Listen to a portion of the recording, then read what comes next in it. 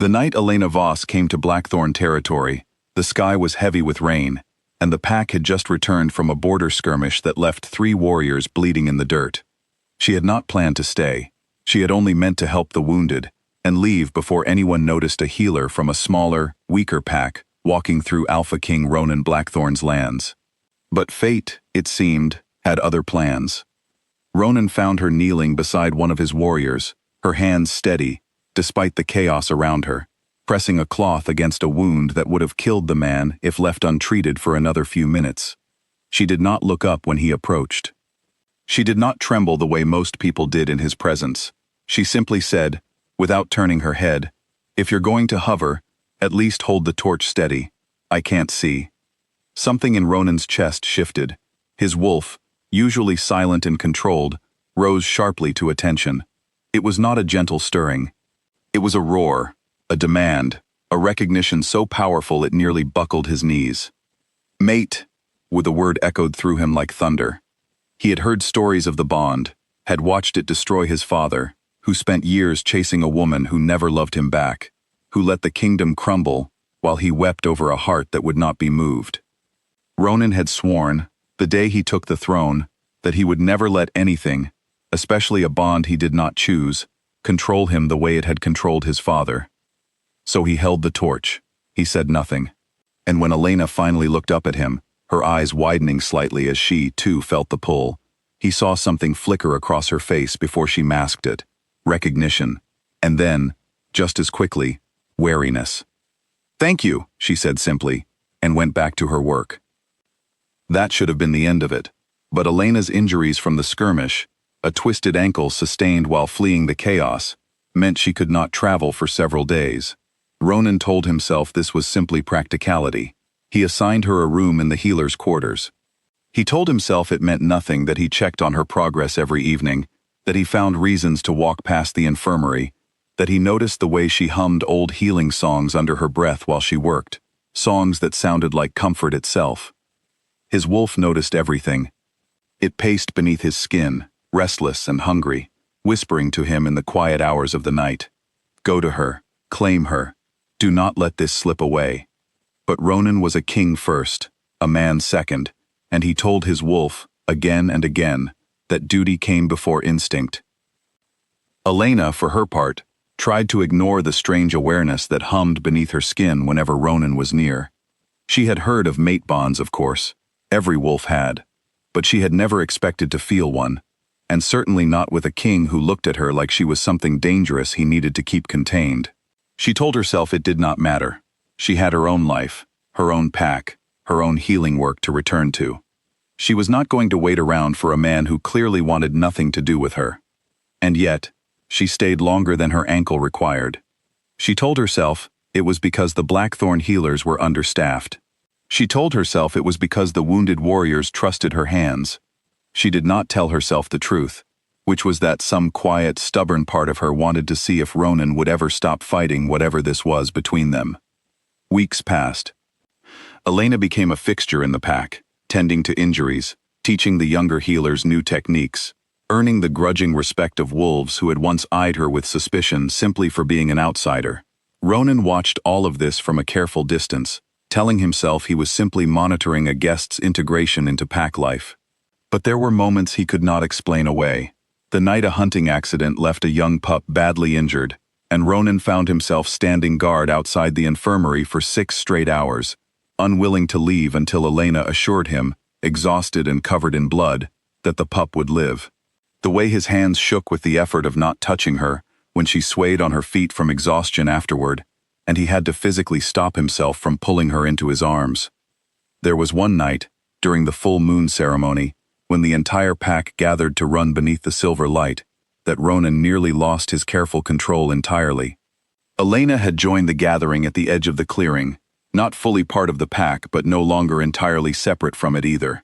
When the wolves began to shift and run, Ronan found himself beside her, his wolf form close enough that she could have reached out and touched his fur. The pull between them was suffocating in its intensity. He remembers, even now, how close he came to nuzzling against her, to marking her there beneath the moon in front of the entire pack, claiming her the way every instinct in his body screamed for him to do. He pulled away at the last moment. He told himself it was wisdom. His wolf told him it was cowardice. The distance between them grew after that night, not because either of them wanted it, but because Ronan built walls faster than Elena could ever hope to climb over them. He grew colder in her presence, more clipped in his words, more determined to prove to himself that whatever pulled them together was something he could simply choose to ignore. Then came the news that would change everything. A rival pack, the Ashgrove Wolves, had been making threatening movements along the northern border for months, and tensions had finally reached a breaking point.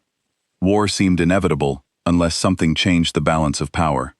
Ronan's council, ever practical, proposed a solution that had worked for generations of Alpha Kings before him: a political marriage.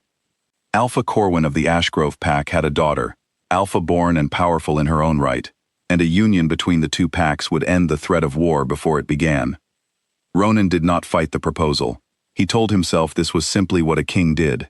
He sacrificed personal desire for the good of his people. He told his council he would consider it. He told himself, late at night when his wolf howled in protest, that this was the responsible choice. The choice his father never made. The choice that would prove once and for all that he was not ruled by instinct the way his father had been. He told Elena himself, because he owed her that much honesty, even if he owed her nothing else. He found her in the healer's garden, gathering herbs in the fading evening light, and he told her plainly that he intended to accept the alliance marriage. He told her, his voice carefully flat, that mate bonds were nothing more than biological pulls that wolves used to excuse their weaknesses, that a king could not afford to be ruled by something so unpredictable. Elena did not cry. She did not argue. She simply looked at him for a long moment, her expression unreadable, and said, "I see." That night, she began packing her things. She did not make a scene when she left. There were no dramatic confrontations, no tearful goodbyes. She simply finished healing the last of the pack's wounded, thanked the healers who had become her friends, and walked out of Blackthorn territory at dawn, her bag slung over her shoulder, her chin lifted high. She told herself she was not running away. She was simply refusing to stay somewhere she was not wanted, refusing to wait for a man too afraid of his own heart to choose her. Ronan was not there to see her leave. He told himself later that it did not matter, that this was exactly what needed to happen, that now the path was clear for him to secure his kingdom's future without distraction. His wolf did not agree.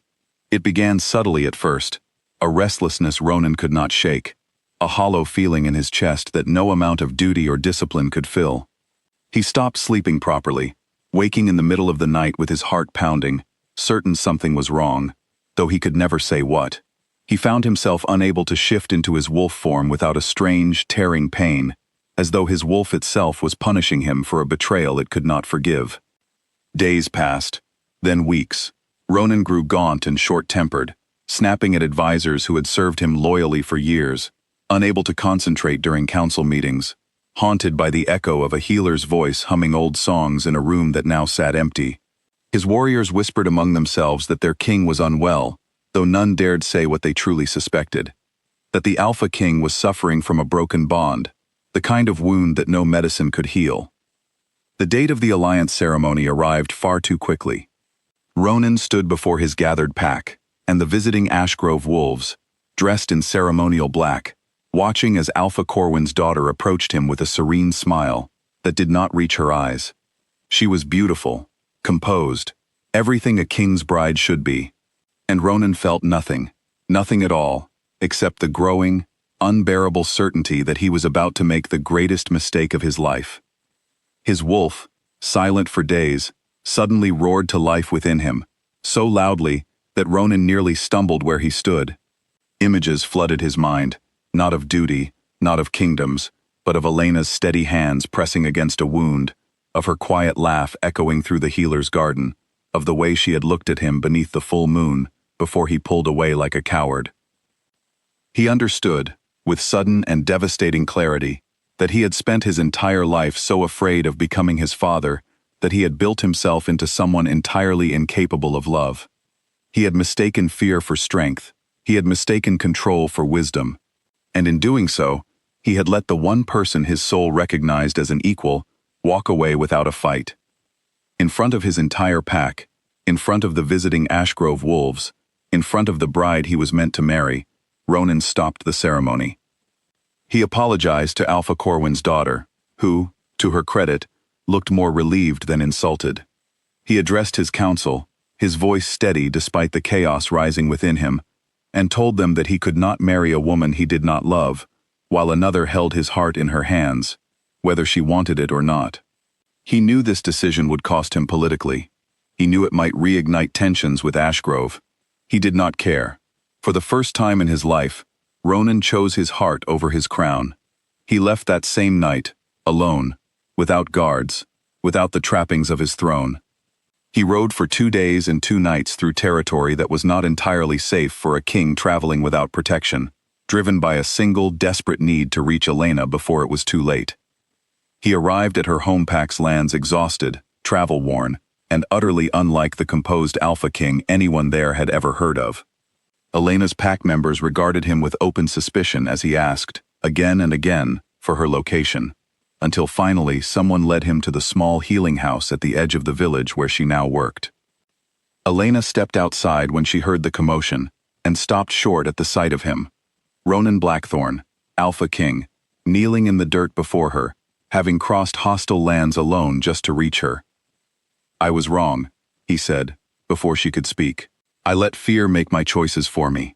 I told myself I was protecting my kingdom, but I was only protecting myself from ever admitting that I need you.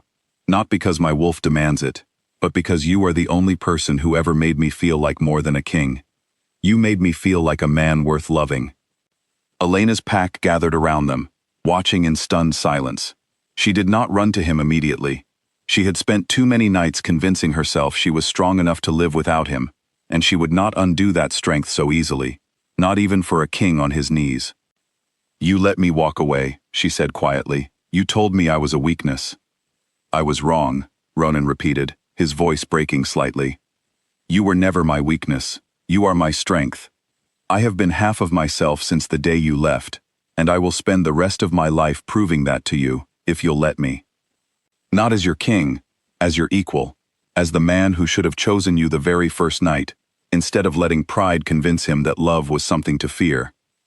Elena studied him for a long moment, searching his face for the coldness that had once defined him, and finding none of it left. What she saw instead was a man stripped bare of every defense he had ever built, offering her nothing but the truth. Slowly, she stepped forward and knelt in the dirt before him, so that they were equal, eye to eye. "Prove it," she said softly. "Not tonight, not with words. Show me, every day, that this is real." And he did.